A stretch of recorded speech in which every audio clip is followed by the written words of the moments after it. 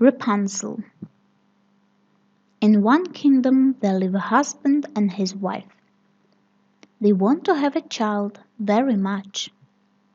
The wife hopes that one day her wish will come true. In their house there is a little room with a little window.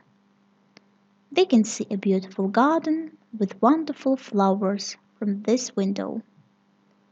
But around the garden there is a high wall, and no one can go into the garden.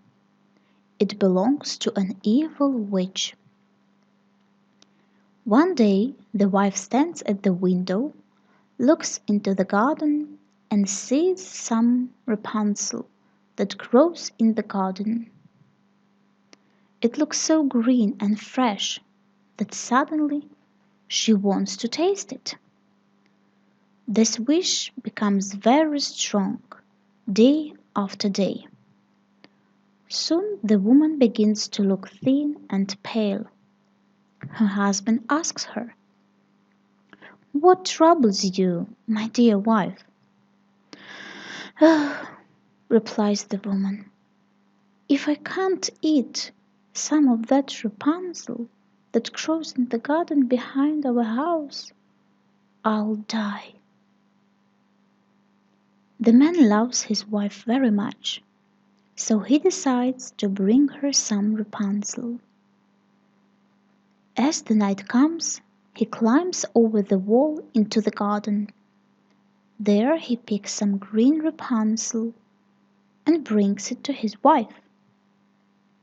She quickly cooks some tasty salad and eats it. The next day the evil witch comes to the house. "How dare you come into my garden," she says to the man, "and pick my green Rapunzel? You will pay for it. When your wife has a baby, give it to me." Soon the time comes for the woman to have a baby.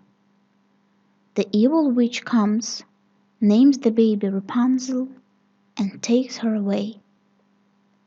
12 years later the witch shuts Rapunzel up into a tower in the forest.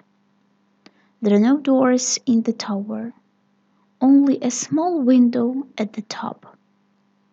When the witch wants to get into the tower, she stands near it and shouts, "Rapunzel, Rapunzel, wake up! Let down your hair for me." Rapunzel has beautiful long golden hair. When she hears the witch's voice, she lets her hair down. The witch climbs up to the hair. Some years later, a prince rides his horse through the forest to where the tower is. Suddenly he hears some singing.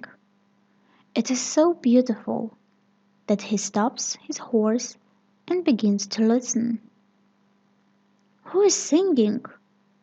"It's Rapunzel." The prince decides to climb up. He begins to look for a door in the walls of the tower, but he can't find it. He stands behind a tree and waits. Soon the witch comes and begins to shout, "Rapunzel, Rapunzel, wake up! Let down your hair for me." Rapunzel lets her hair down and the witch climbs up. The next day, after dark, the prince rides on his horse to the tower and shouts, "Rapunzel, Rapunzel, wake up! Let down your hair for me." Immediately the hair falls down and the prince climbs up. Rapunzel is scared of him, but he speaks so gently that the girl is not afraid any more. And when he asks her to marry him, she says yes with joy. "But I don't know how to get down," she says. "When you come to visit me next time, bring me some silk. I can make a ladder of it." When it is ready, I will climb down. Then you can take me away on your horse." But soon the witch finds out that Rapunzel wants to run away from her. The angry witch takes Rapunzel's beautiful hair and cuts it off. Then she takes the poor girl deep into the forest and leaves her there. Rapunzel lives there alone and miserable.